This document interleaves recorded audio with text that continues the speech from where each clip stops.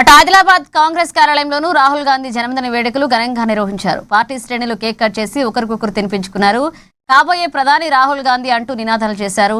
రాహుల్ గాంధీ కేంద్రంలోని బీజేపీ ప్రభుత్వ దాష్టికాలకు వ్యతిరేకంగా దేశమంతా భారత్ జోడో పాదయాత్ర చేశాడని మాజీ డీసీసీ అధ్యక్షుడిగా సాజిద్ ఖాన్ అన్నారు.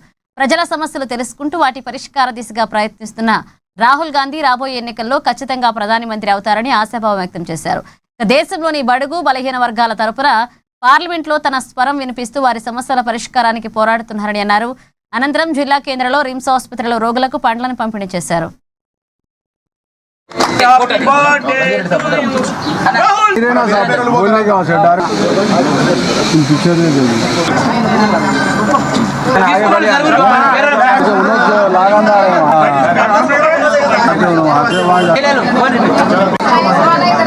चलो अम्मा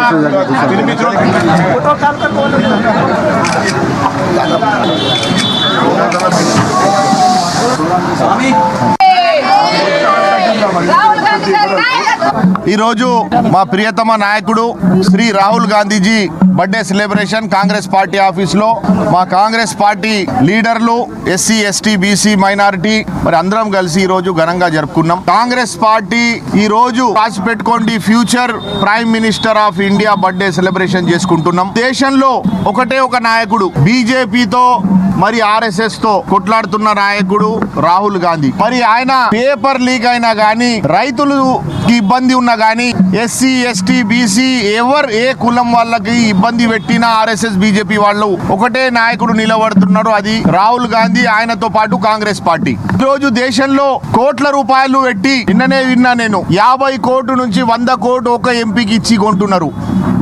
ఎందుకంటే నల్ల బిల్లు ఏదైనా వాళ్ళు సాధ్యం చేసుకోవడానికి ఈరోజు ఎంపీలను కొనుక్కుంటున్నారు.